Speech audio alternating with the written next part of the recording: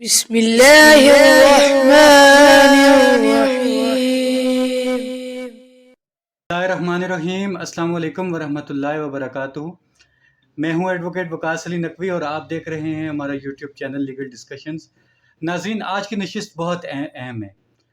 میں اس سے پہلے والی ویڈیوز میں یہ ذکر کرتا چلا آیا اور یہ آپ کو بتاتا چلا آیا کہ ہمارے پاس جب بھی ہینڈسم کوانٹیٹیز آف کوسچن اکٹھے ہوں گے تو پھر ہم انشاءاللہ العزیز ایک پراپر نشست رکھیں گے ان سوالات کے لیے۔ آج کی جو نشست ہے ناظرین، وہ انہی سوالات پہ مبنی ہے جو سوالات ہمیں موصول ہوئے ہیں، کیونکہ ہم یہاں کورس میں پریکٹس کرتے ہیں تو بہت ساری خواتین جو ہمیں ملتی ہیں تو انہوں نے ہمیں کچھ کوسچنز دیے ہیں، تو یہ ہم وقت کے ساتھ ساتھ ان کوسچنز کو اپنے پاس اکٹھا کرتے چلے آئے، نوٹ کرتے چلے آئے، اور آج ہمارے پاس ایک مناسب مقدار سوالات کی موجود ہے، اور انشاءاللہ العزیز آج ہم ان خواتین کے سوالات نعیم ترین صاحب کے سامنے رکھیں گے اور ان کے جوابات بھی آپ کے سامنے رکھیں گے، تاکہ آپ کو یہ پتہ چلے کہ خواتین کو قانون فیملی میٹرز میں جو عدالتوں میں معاملات چلتے ہیں ان میں خواتین کو کون کون سے رائٹس جو ہیں وہ قانون دیتا ہے۔ سر، ایک بار پھر آپ کا بہت بہت شکریہ۔ آج کی نشست آپ یہ جانتے ہیں کہ بہت اہمیت کی حامل ہے۔ آج میں آپ کے سامنے کچھ سوالات رکھوں گا جو خواتین نے میں نے نوٹ بھی کیے ہیں، جو خواتین نے ہمارے پاس نوٹ کروائے ہیں۔ میرا پہلا سوال آپ سے یہ ہے کہ کیا عورت علیحدگی لے سکتی ہے بذریعہ کورٹ؟ بالکل علیحدگی لینے کا اس کے پاس حق ہے، جس طرح مرد کے پاس طلاق دینے کا حق ہے اور وہ میرج ڈیزالو کر سکتا ہے، نکاح کو ختم کر سکتا ہے کسی وقت بھی طلاق کے ذریعے، ٹھیک۔ اسی طرح عورت کے پاس عدالت کے ذریعے نکاح ختم کرنے کا رائٹ موجود ہے، ٹھیک ٹھیک۔ اور وہ چاہے تو خلا کی صورت میں عدالت کے پاس جا سکتی ہے، خلا لینے کے لیے جا سکتی ہے، ٹھیک۔ وہ چاہے تو خلا کے علاوہ جو قانون اسے علیحدگی کی صورتیں رائٹس کی شکل میں دیتا ہے ان کے لیے بھی وہ عدالت جا سکتی ہے۔ بالکل ٹھیک ہے، بالکل ٹھیک ہے۔ تو ایسے حالات میں جب ہم قانون پہ نظر ڈالتے ہیں تو قانون عورت کو ایک طریقہ تو نکاح ختم کروانے کا، منسوخ کروانے کا یہ دیتا ہے کہ وہ خلا کا دعویٰ کرے گی عدالت میں، ٹھیک ہے۔ اور خلا کے علاوہ جو اسے وہ جو موڈز دیتا ہے کینسلیشن کے، ڈیزالو کرنے کے میرج کو، اس میں اگر وہ اسے کوئی خرچہ خوراکہ نہیں دیتا خاوند، اس پہ تشدد کرتا ہے، بالکل صحیح۔ اس کی رسپیکٹ نہیں کرتا، اس کے حقوق ادا نہیں کرتا، اس کا مہر ادا نہیں کرتا، یا اس خاوند کا سوسائٹی میں اس کا کریکٹر ٹھیک نہیں ہے، ٹھیک ہے۔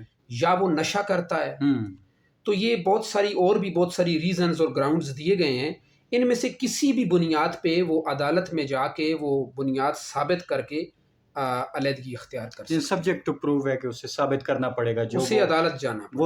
وہ گراؤنڈز، جی بالکل ٹھیک ہے۔ اچھا سر، اگلی بات، ہم یہ روزمرہ کی پریکٹس میں دیکھتے بھی آئے ہیں اور عورتیں ہم سے یہ سوال بھی پوچھتی ہیں کہ کیا عورت خاوند سے بچے حاصل کر سکتی ہے؟ دیکھیں، اکثر یہ دیکھنے میں آتا ہے کہ جب ڈائیورس ہو جاتی ہے، جی، علیحدگی ہو جاتی ہے میاں بیوی کے درمیان، تو یہ ایک تنازع کی شکل یہ معاملہ اختیار کر لیتا ہے، یا اگر علیحدگی نہیں بھی ہوتی اور کوئی جھگڑا ہوتا ہے اور کوئی اختلاف رائے پیدا ہو جاتا ہے تو خاوند جو ہے وہ تشدد کر کے یا کسی بھی طریقے سے اپنی بیوی کو گھر سے نکال باہر کرتا ہے، ٹھیک ہے، اور وہ ناراض ہو کے اپنے ماں باپ کے گھر چلی جاتی ہے۔ صحیح، اور اکثر ہمارے معاشرے میں یہ دیکھنے میں آیا ہے کہ بچے خاوند چھین لیتا ہے، صحیح، انہیں روک لیتا ہے، انہیں صحیح، ماں کے ساتھ جانے کی اجازت نہیں دیتا۔ بالکل صحیح۔ تو ایسی صورت میں قانون جو ہے وہ بیوی کو، یعنی بچوں کی ماں کو اور اس خاوند کی بیوی کو یہ رائٹ دیتا ہے کہ اگر وہ ایمرجنسی حالات میں امیڈیٹلی کسٹڈی لینا چاہتی ہے تو وہ 491 کی پٹیشن دائر کرتی ہے before the court of session جج۔ جی بالکل صحیح۔ سیشنز کورٹ میں جب وہ جاتی ہے تو یہ حبس بیجا کی جو پٹیشن وہ دائر کرتی ہے، ٹھیک، اس میں وہ یہ موقف اختیار کرتی ہے کہ میرے بچے میرے ساتھ عادی ہیں، میں ان کی حقیقی ماں ہوں، وہ نابالغ بچے ہیں، انہیں زبردستی ان کی مرضی کے خلاف مجھ سے دور رکھتے ہوئے انہیں ان کے باپ نے، میرے خاوند نے اپنے گھر میں روک رکھا ہے، تو وہ میرے حوالے کیے جائیں۔ بالکل ٹھیک تو ہے۔ ایسی صورت میں سیشنز کورٹ جو ہے اسی وقت آرڈر کرتی ہے، ڈائریکشن دیتی ہے اور بیلف جاتا ہے، یا جس کو بھی وہ ڈائریکشن دیتی ہے، اگر پولیس کی ضرورت ہے تو پولیس بھی ساتھ جاتی ہے، لیڈیز پولیس جاتی ہے، تو وہ وہاں سے بچوں کو بازیاب کر کے جتنی جلدی ممکن ہو سکے وہ کورٹ ورک میں کورٹ ورکنگ ٹائم جو ہوتا ہے اس میں وہ عدالت میں پیش کیے جاتے ہیں وہ بچے، اور وہ بچے نابالغ ہونے کی وجہ سے اسی وقت اس کی ان کے حقیقی ماں کے حوالے کر دیے جاتے ہیں۔ بالکل ٹھیک۔ لیکن ایک بات ہمارے ذہن میں یہ رہنی چاہیے کہ یہ پرماننٹ کسٹڈی نہیں ہوتی، پرماننٹ نہیں ہوتی، یہ امیڈیٹلی اس وقت ایمرجنسی میٹر میں ایک کوئک ایکشن عدالت لیتی ہے کہ معصوم بچے ماں سے دور کر دیے گئے۔ ضمانت بھی پھر لیتی ہے عدالت، ضمانت لیتی ہے، ضمانت نامے بھی لیتی ہے، شیورٹی لیتی ہے، یا اس کی پرسنل ضمانت لیتی ہے کہ اگر ضرورت پڑی تو پھر ان بچوں کو اگر ہم نے طلب کیا یا اس معاملے سے اگر کہیں اس معاملے سے متعلق عدالت نے کوئی نیا آرڈر جاری کیا اور بچوں کو اگر عدالت میں آنا لازمی ہوا تو تم پابند ہوگی کہ عدالت کے سامنے بچے پیش کرو۔ تو ایسی صورت میں بچے جو ہیں وہ والدہ کو دے دیے جاتے ہیں۔ بالکل ٹھیک۔ لیکن یہ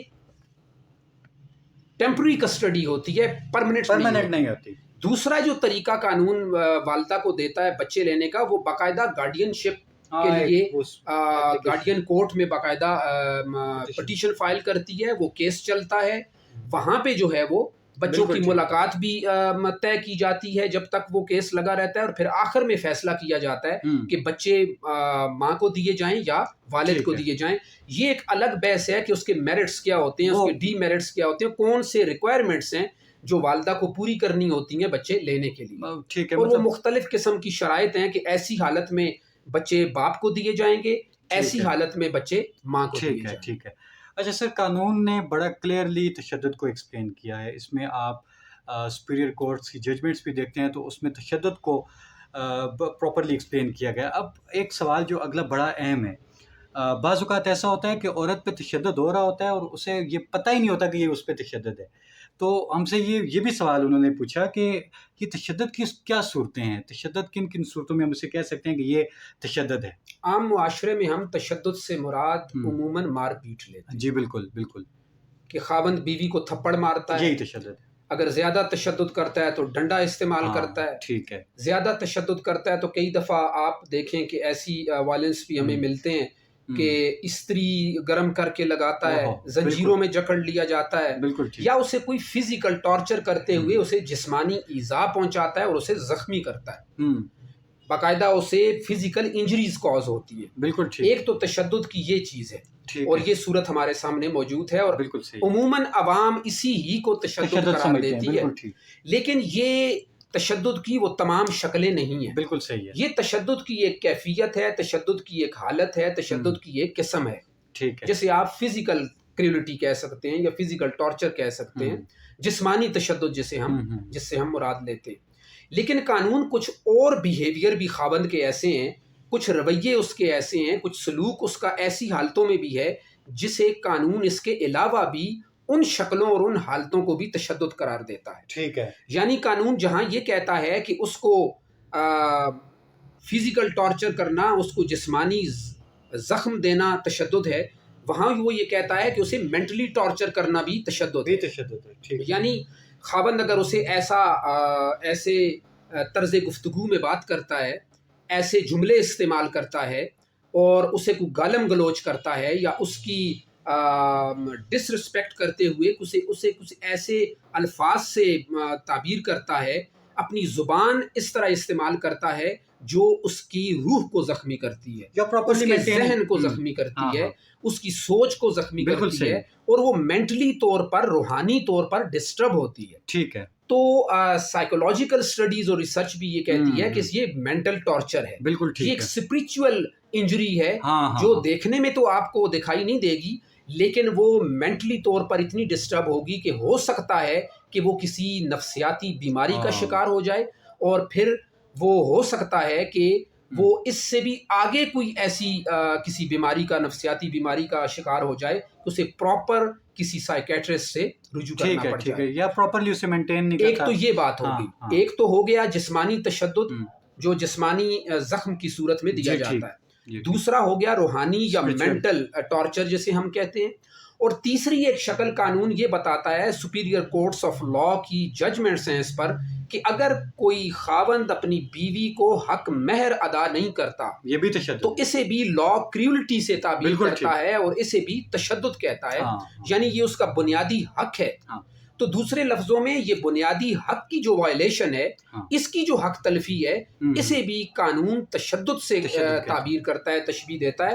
اور ایسی حالت میں اگر کسی بیوی کا حق مہر ادا نہیں کیا گیا اور مطالبہ کرنے کے باوجود وہ حق نہیں ادا کر رہا، تو ایسی بیوی اگر عدالت میں ریکوری آف ڈاور کا حق مہر کی مطالبہ کرتی ہے، وہاں جا کے دعویٰ دائر کرتی ہے اور وہ یہ ثابت کر دیتی ہے کہ مجھے ابھی تک اس نے حق مہر ادا نہیں کیا، تو عدالت اسے حق مہر دے گی۔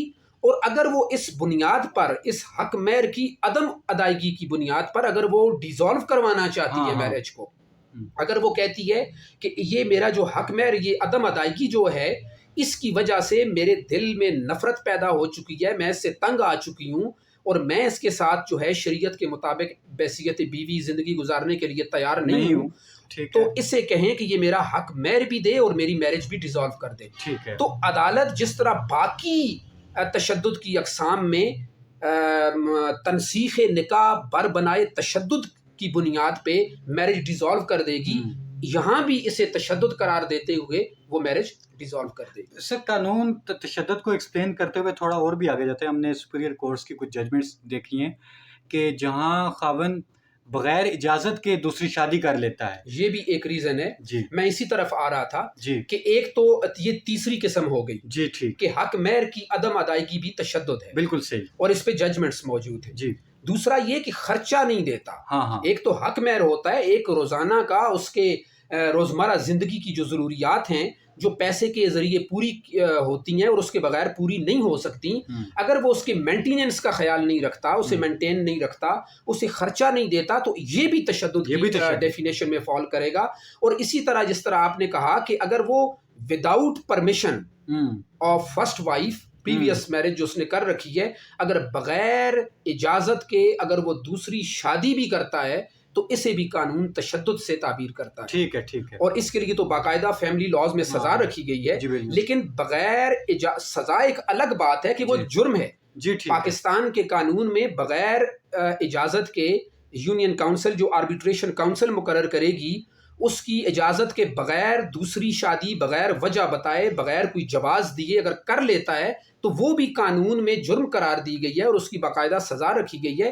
لیکن اس کے ساتھ ساتھ فیملی لاز کی ججمنٹس میں ہمیں یہ بات ملتی ہے کہ اگر بغیر اجازت کے اس نے شادی کر لی ہے تو یہ تشدد بھی ہوگا، یہ بھی تشدد، اور اسے اگر وہ فیملی میٹر میں جاتی ہے اور فیملی کورٹ میں اگر وہ کوئی سوٹ فائل کرتی ہے تو اسے ریلیف ملے گا۔ اچھا، ایک چیز جو ابھی خواتین کے ذہن میں اب یہ بات آ رہی ہوگی کہ کیا صرف خالصتاً اسی گراؤنڈ پہ بھی میرج ڈیزالو کروا سکتی ہے کہ اس نے دوسری شادی کر لی ہے میری اجازت کے بغیر، اب میں اس کے ساتھ نہیں رہوں گی، کیا اس گراؤنڈ پہ بھی؟ دیکھیں، لا ایک کانسیپٹ ہمیں دیتا ہے کہ dissolution of marriage on the basis of cruelty, ٹھیک ہے، تو کریولٹی، اس کو بھی کریولٹی لا نے کنسیڈر کیا ہے، لہٰذا تشدد کی کوئی بھی قسم ہوگی اور آپ وہ تشدد کی کریولٹی کی پلی لے کے عدالت میں ڈیزالو کروانے کے لیے جائیں گے، نکاح کو منسوخ کروانے کے لیے جائیں گے، اور اگر آپ وہ ثابت کر دیتے ہیں تو آپ کے حق میں فیصلہ۔ بالکل ٹھیک ہے۔ اچھا سر، ایک سوال جو بہت خواتین نے ہم سے پوچھا، مطلب باقی سارے سوالات بھی اکثریت خواتین کی طرف سے ہے، لیکن اس سوال کو انہوں نے بہت زیادہ پوچھا ہے کہ کیا عورت کسی بھی فیملی کورٹ میں، مطلب پاکستان کی کسی بھی فیملی کورٹ میں کیس فائل کر سکتی ہے؟ کوئی ریلیف سیک کرنا چاہے تو وہ کر سکتی ہے؟ دیکھیے، فیملی لاز کو جب ہم اسٹڈی کرتے ہیں تو ہمیں ایک پرنسپل ملتا ہے، جی، وہ ہمیں مختلف ججمنٹس کے اندر اس کی انٹرپریٹیشن بھی ملتی ہے، بڑی تفصیل کے ساتھ اسے سپریم کورٹ نے، ہائی کورٹس آف پاکستان نے اسے الیبوریٹ کیا ہے، ایکسپلین کیا ہے۔ وہ پرنسپل یہ ہے کہ فیملی لا جو ہے وہ عورت کو ایک اسپیسیفک کنسیشن دیتا ہے، ٹھیک ہے، اور وہ اسی حوالے سے دیتا ہے کہ جب آپ کوئی عورت جو ہے وہ کسی مقدمے کے لیے عدالت جانا چاہتی ہے تو عدالت اور قانون اسے یہ رعایت دیتا ہے کہ وہ جس ضلع میں آباد ہے، جس ڈسٹرکٹ میں بھی وہ رہتی ہے، اس کے لیے یہ آسانی رکھی گئی ہے کہ وہ اس ڈسٹرکٹ کے اندر وہ وہاں کی ضلعی عدالت کے اندر جو فیملی کورٹ ہے اس جورسڈکشن کے اندر اپنا کیس فائل کر سکتی ہے. بالکل صحیح. اب اس میں ایک چیز ہمیں ذہن میں رکھنی چاہیے کہ یہ جو ریزیڈنس ہوتی ہے یہ دو طرح کی ہوتی ہے. ایک تو آپ کی پرماننٹ ریزیڈنس ہوتی ہے, ٹھیک ہے, مستقل پتہ جسے ہم کہتے ہیں کہ آپ کی مستقل رہائش فلاں ڈسٹرکٹ میں. بالکل صحیح. ایک ٹیمپرری ریزیڈنس ہوتی ہے کہ آپ کا ایک عارضی پتہ بھی ہوتا ہے, بالکل صحیح, کہ آپ کی عارضی رہائش فلاں شہر یا فلاں ڈسٹرکٹ میں. بالکل صحیح. اگر مثال کے طور پہ بیوی جو ہے وہ بیسیکلی مستقل طور پہ کسی ایک شہر میں رہتی ہے, اس کا گھر وہاں پہ موجود ہے, اس کے بال بچے وہاں پہ رہتے ہیں, لیکن وہ عارضی طور پہ کسی دوسرے ضلع میں شفٹ ہو گئی ہے, اور وہاں اگر وہ کسی ہاسٹل میں بھی رہتی ہے, کسی کرائے کے مکان میں بھی رہتی ہے, تو وہاں وہ عارضی رہائش بھی اگر ثابت کر دے تو اس عدالت کو, جس عدالت کے جس جورسڈکشن میں, جس ضلع کے دائرہ اختیار میں وہ عدالت آتی ہے, اگر وہ اپنی رہائش وہاں پہ ثابت کر دیتی ہے تو وہاں پر بھی وہ کیس اپنا فائل کر سکتی ہے.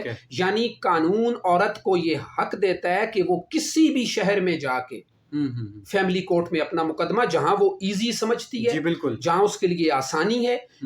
کیوں دیتا ہے؟ اس لیے دیتا ہے کہ عورت دوسرے شہروں کا سفر نہیں کر سکتی. بالکل صحیح ہے. یہ اس کے رائٹس کو, اس کی نیچر کو سامنے رکھتے ہوئے قانون نے یہ آسانی اسے دی ہے کہ اگر اس کا خاوند کراچی میں موجود ہے اور بیوی راولپنڈی میں رہتی ہے, تو قانون اس پہ یہ پابندی ہرگز نہیں لگاتا کہ وہ خاوند کے خلاف مقدمہ کرنے کے لیے یہاں سے کرایہ لگا کے سفر کر کے وہ کراچی جائے, بلکہ قانون اسے یہ کنسیشن دیتا ہے کہ وہ راولپنڈی کے اندر رہتے ہوئے بالکل صحیح اپنے خاوند کے خلاف وہاں پہ مقدمہ کر سکتی ہے, اور خاوند کو وہاں سے یہاں آنا پڑے گا. ٹھیک ہے, ٹھیک ہے.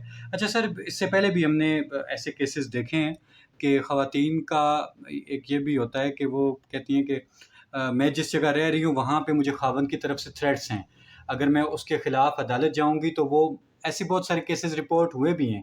تو کیا اس پروویژن میں یہ بھی وزڈم ہے کہ اگر خاتون جہاں کہیں آسانی سمجھے وہ وہاں پہ جا کے مقدمہ کر لے, اگر اس کو خاوند کی طرف سے وہ جس جگہ رہ رہی ہے اس جگہ پہ اسے تھریٹس ہیں, اگر وہ کسی اور جگہ جاتی ہے اور وہ اپنی ریزیڈنس ثابت کر دیتی ہے تو وہ مقدمہ کر سکتی ہے؟ وہ کسی بھی بنیاد پہ, چاہے اسے کوئی سماجی, معاشی, معاشرتی, یا اسے کوئی جان کا تحفظ کی خاطر وہ کسی شہر میں عارضی طور پہ منتقل ہو جاتی ہے, جہاں بھی وہ منتقل ہوگی وہاں کی فیملی کورٹ کے پاس اختیار ہے کہ وہ وہاں پہ رہ کے اپنا مقدمہ جو ہے وہ دائر کر سکتی ہے. لیکن یہ رعایت مرد کو نہیں دی گئی, خاوند کو یہ حاصل نہیں ہے. اگر خاوند اس کے خلاف مقدمہ کرنا چاہتا ہے تو پھر وہ اسے اس ضلع کی عدالت میں جانا پڑے گا جہاں پہ بیوی, جہاں پہ. ٹھیک ہے سر, یہ تو ہو گئی بات مقدمہ دائرگی کی. اب ہم آتے ہیں خرچے کی طرف. عورت کتنی قسم کے خرچے لے سکتی ہے عدالت سے, کتنی قسم کے خرچے سیکھ کر سکتی ہے, اس کے بارے میں بھی پلیز ذرا بتائیے. دیکھیں, پہلے تو ہمارے ذہن میں یہ رہنا چاہیے کہ یہ خرچہ اس عورت کا حق ہے. بالکل ٹھیک ہے. یہ معاشی کفالت کا ایک موڈ ہے, ایک ذریعہ ہے, ایک علامتی اظہار ہے جو وہ مہر ادا کر کے یا مہر مقرر کر کے بھی شور نکاح کے وقت کرتا ہے. بالکل ٹھیک ہے. جب وہ مہر کا وعدہ کرتا ہے عورت کے ساتھ اور مہر کا تعین کر دیا جاتا ہے اور اس مہر کے تعین کی بنیاد پہ نکاح ہوتا ہے, تو یہ مہر مقرر ہی اس لیے کیا جاتا ہے کہ یہ اس وقت نکاح منعقد ہونے کے وقت یہ شوہر کی طرف سے ایک قسم کا علامتی اظہار ہوتا ہے کہ میں تمہارے ہر قسم کی معاشی کفالت کا ذمہ دار ہوں. ٹھیک ہے, بالکل صحیح. آج میں تمہیں پراپرٹی دے رہا ہوں, یا یہ رقم دے رہا ہوں, یا یہ سونا دے رہا ہوں, تو میں اس بات کا اعلان اور پرومس کر رہا ہوں کہ میں جتنی زندگی ہم اکٹھے رہیں گے میں تمہاری فائنینشیل لائبلٹیز میرے کندھوں پہ, تم میری ذمہ داری ہو. تو یہ اس کا حق ہے. بالکل صحیح. اب یہ بات رہ گئی کہ اگر کوئی خاوند اپنی بیوی کو خرچہ ادا نہیں کرتا, سب سے پہلے یہ کہ وہ بیوی بن کے خاوند کے ساتھ رہے گی تو وہ خرچے کی حقدار ہوگی. ٹھیک ہے. اگر وہ بیوی بن کے شرعن قانوناً اس کے حقوق ادا کرتی ہے اور اس کے گھر میں آباد ہے اور بغیر کسی شرعی قانونی عذر کے غیر آباد نہیں ہے, تو پھر وہ خرچے کی حقدار ہے. بالکل صحیح. لیکن قانون یہ کہتا ہے کہ اگر وہ سیلف ڈیزرٹیڈ ہے اور بغیر کسی شرعی عذر کے, بغیر کسی قانونی عذر کے وہ اپنا گھر تباہ کر رہی ہے, اپنی گھر کو اس نے غیر آباد کر دیا ہے اور خاوند کے ساتھ بحیثیت بیوی آباد نہیں ہو رہی, تو پھر وہ خرچہ لینے کی حقدار نہیں ہے. اس پہ بہت ساری ججمنٹس موجود ہیں اور یہی بنیادی تصور ہے. اب بات یہ آ گئی کہ وہ کتنی قسم کا خرچہ ہوتا ہے جو وہ عدالت سے مانگتی ہے. اب جب وہ دعویٰ کرتی ہے خرچے کا, اگر وہ دعویٰ کرتی ہے عدالت میں یا کوئی تنسیخ نکاح کا دعویٰ کرتی ہے یا کوئی ریکوری آف مینٹیننس یا ڈاوری آرٹیکلز کا دعویٰ کرتی ہے اور ساتھ خرچہ بھی مانگتی ہے، تو آپ یہ دیکھ لیں کہ وہ خرچہ 3 قسم کا مانگتی ہے. ٹھیک ہے. ایک وہ مانگتی ہے پاسٹ مینٹیننس جو ماضی سے متعلق ہوتا ہے، ایک مانگتی ہے انٹرم مینٹیننس جو دوران مقدمہ اس سے متعلق ہوتا ہے، اور ایک مانگتی ہے وہ عدالت سے فیوچر مینٹیننس. ماضی کا خرچہ جسے ہم پاسٹ مینٹیننس کہتے ہیں وہ یہ خرچہ ہوتا ہے کہ جس دن اس کی غیر آبادی ہوئی اس دن سے لے کے دعویٰ دائر کرنے کی تاریخ تک، چاہے وہ مہینہ گزرا ہے، 1 سال گزرا ہے، 10 سال گزرے ہیں، 6 مہینے گزرے ہیں، وہ مہینے کے پر منتھ کے حساب سے جو خرچہ مانگتی ہے اسے ہم پاسٹ مینٹیننس کہتے ہیں. بالکل صحیح ہے. اس کے بعد ایک انٹرم مینٹیننس ہوتی ہے، خرچے کی ایک کائنڈ ہوتی ہے. وہ یہ ہوتی ہے کہ جس دن اس نے دعویٰ دائر کیا اس دن سے لے کے جب تک دعوے کا فیصلہ عدالت نہیں کر دیتی، چاہے اس پہ مہینے لگتے ہیں یا سال لگتے ہیں، تو وہ پر منتھ کے حساب سے خرچہ مانگتی ہے کہ during the proceedings of case مجھے اتنا دیا جائے. بالکل صحیح. کیونکہ ابھی تک نکاح تو انٹیکٹ ہے، تو یہ وہ خرچہ مانگتی ہے. بالکل صحیح. تیسرا خرچہ یہ ہوتا ہے کہ جب فیصلہ ہو جائے تو آئندہ عدالت کے لیے مجھے اتنا پر منتھ اور اتنا سالانہ اضافہ بھی وہ مانگ لیتی ہے، اسے فیوچر مینٹیننس کہتے ہیں. لیکن یہ الگ بات ہے کہ کون سا خرچہ کس طرح ثابت کیا جاتا ہے اور کب ملتا ہے. بالکل ٹھیک ہے. بالکل ٹھیک ہے. یہ انٹرم مینٹیننس اکثر بیوی کو عدالت اس وقت نہیں دیتی ہوتی، اس لیے نہیں دیتی ہوتی کہ بیوی نے جو ایلیگیشنز لگائے ہوئے ہوتے ہیں وہ ابھی ثابت کرنے باقی ہوتے ہیں. بالکل ٹھیک ہے. کیونکہ اگر وہ ثابت کر دیتی ہے کہ میری غلطی نہیں ہے، خاوند کی ہے، تو پھر وہ ہر قسم کا خرچہ حاصل کرے. ٹھیک ہے سر. بالکل صحیح. اچھا سر، سوالات کی فہرست تو بہت طویل ہے، تو ہم اسے اگلی نشست کے لیے رکھ لیتے ہیں جو باقی کے ہمارے سوالات ہیں، کیونکہ یہ ایک نشست میں کور نہیں ہوں گے. ناظرین سے بھی میری یہ گزارش ہوگی کہ مزید جو آپ کے اذہان میں اس سے ریلیونٹ یا کسی سے بھی ریلیونٹ آپ کے اذہان میں کوئی سوالات آ رہے ہیں تو آپ ضرور کامنٹ میں شیئر کریں. اب اگلی نشست میں چونکہ یہ انشاءاللہ العزیز ہماری یہ کوشش رہے گی کہ ہم آئندہ کی نشست میں باقی کے جو سوالات ہیں ان کو ہم کور کریں.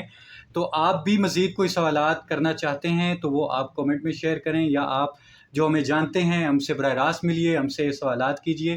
ہم انشاءاللہ العزیز آپ کے سوالات نعیم ترین صاحب کے سامنے رکھیں گے اور آپ کے سوالات کے تسلی بخش جوابات قانون کی روشنی میں انشاءاللہ العزیز آپ کے سامنے رکھیں گے.